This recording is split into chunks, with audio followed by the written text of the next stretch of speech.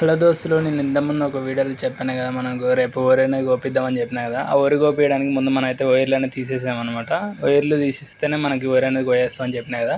అయితే పొద్దునట్టు మేము లేచిన మిషన్ అయితే వచ్చిందనమాట. అయితే మా అన్నయ్య మిషన్ వచ్చింది రా అని తొందర అనేది రమ్మన్నాడు అనమాట చలికాడికి. నేనైతే పొలం దగ్గరికి వెళ్ళాను.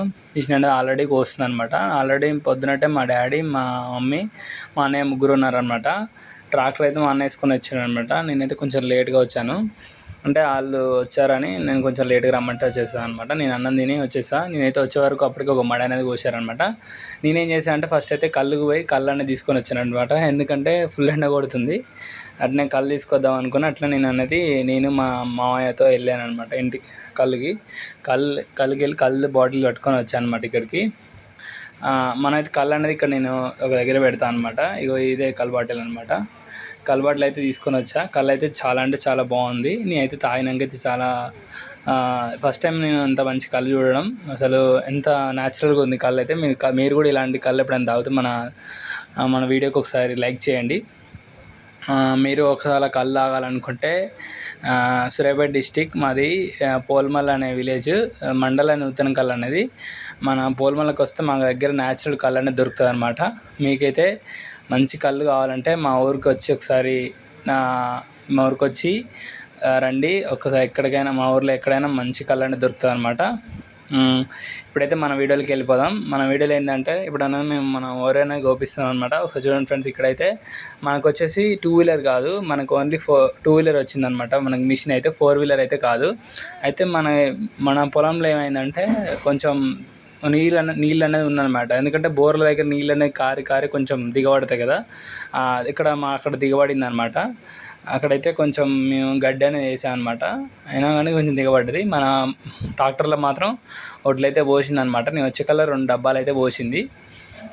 మా అన్నయ్య అయితే దాని దగ్గర పెట్టింది అనమాట పోయడానికి. ఫుల్ కొంగలు అనేది ఉన్నాయన్నమాట ఇక్కడైతే. ఇప్పుడైతే మనం మిషన్ కోసినప్పుడు కొంగలు అయితే చాలా అంటే చాలా వస్తాయి. అసలు అది కోసేటప్పుడైతే కొంగలు అయితే మిషన్ దగ్గరికి వెళ్ళిపోతున్నాయి ఊరికే. ఇప్పుడే ట్రాక్టర్ అయితే 2 మన డబ్బాలు అనేది పోసినాం అనమాట. ఈ వడ్లు అనేది మేము ఐకేబీలో పోస్తాం అనమాట. మనం ఐకేబీ వచ్చేసి మా ఊరు నుంచి ఒక 1 కిలోమీటర్ 2 కిలోమీటర్స్ ఉంటుంది అనమాట. అక్కడ పోయాలన్నమాట.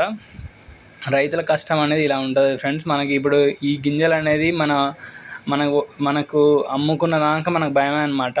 మేమైతే ఎందుకు తొందరగా వస్తున్నామంటే మా వరి ఇంకో 2-3 డేస్ ఆగుద్ది. బట్ అయినా కానీ మేము ఎందుకు వస్తున్నామంటే అసలు ఫుల్ వర్షాలు ఉన్నాయి అంటున్నారు. అయితే రోజుకి ఇలా వర్షాలు ఉంటే మాత్రం ఉన్న ఒడ్లు కూడా మనకి రావన్నమాట. మనం అమ్ముకోవడానికి కూడా చాలా కష్టం అవుతుంది. అందుకే మేము ముందే ఒక 2 డేస్ ముందే కోపిస్తున్నాం అన్నమాట.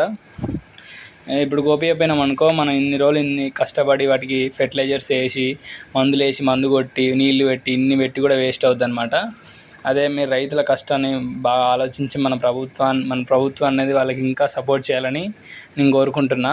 గవర్నమెంట్ తరపున ఇంకా మంచి ఫండ్స్ తీసుకొచ్చి ఎలా వాటర్ అనేది ఎలా ఇవ్వాలి, ఫెర్టిలైజేషన్ ఎలా సజెస్ట్ చేయాలన్నమాట రైతులకి. ఇలా పండిస్తే ఇలా బాగుంటుంది. ఫర్దర్గా మీరు ఫెర్టిలైజర్స్ వేయకుండా మందుల కూడు అనేది ఇప్పుడు ఉన్నదన్నమాట.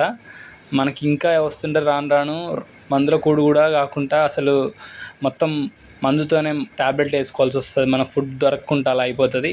మనం అలా కాకుండా ఉండాలంటే మన రైతులు మనం కాపాడుకోవాలి. రైతులకి మనం ఎంత సాయం చేస్తే వాళ్ళు కూడా ఇంకా మంచిగా మన కోసం ఇంకా మంచిగా వండేయాలని అనుకుంటారు. మీరు కూడా ఏమైనా మీ ఆలోచనలు ఉంటే మన ఛానల్లో కామెంట్లు పెట్టండి. ఇలా వండిస్తే బాగుంటుంది. మీరు కూడా ఇలా సపోర్ట్ చేయండి. Thanks for watching friends.